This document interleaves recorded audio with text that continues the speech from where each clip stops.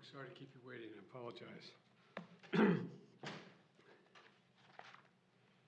Good afternoon. I'm about to head to New York for the annual UN General Assembly meeting. I have a number of meetings while I'm there.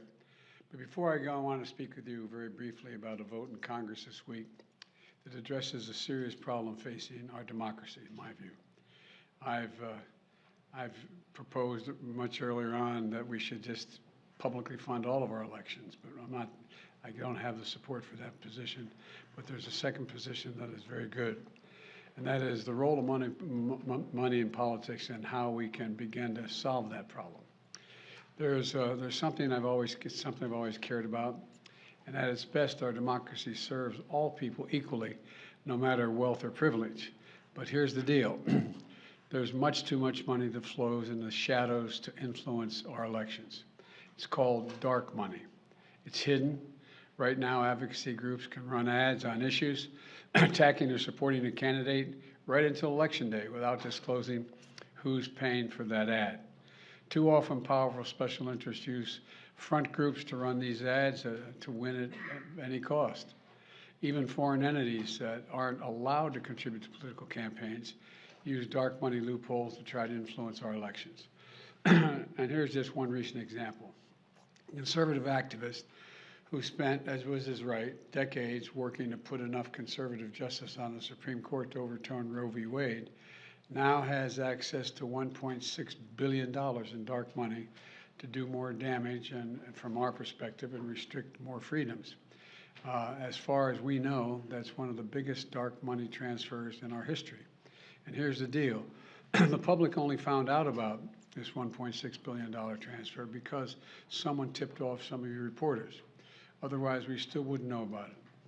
But now we know, and there's something we can do about it.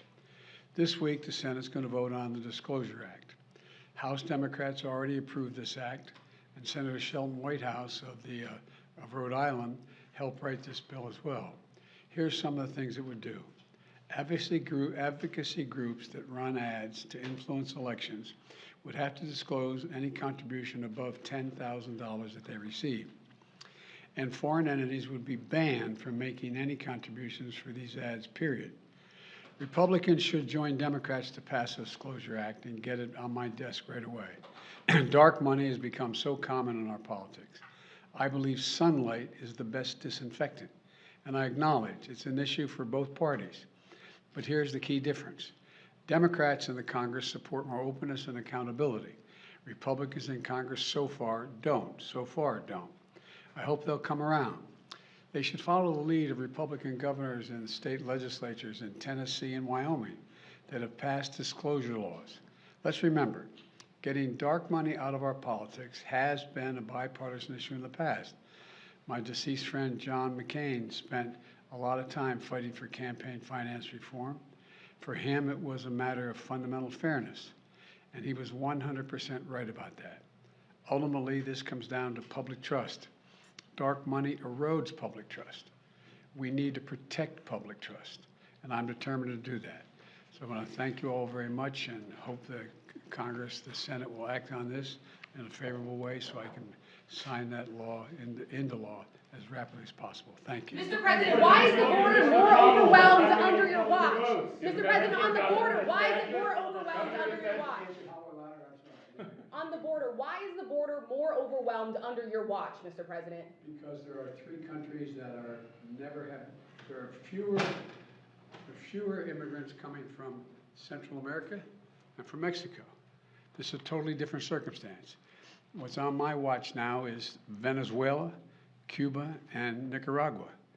And the ability to send them back to those states is not rational. You could send them back and have them, we're working with Mexico and other countries to see if we can stop the flow. But that's the difference. Thank you. President Roger looks like he's sending migrants to Delaware. Do you have any comment or response to that, sir? He should come visit. We have a beautiful shoreline.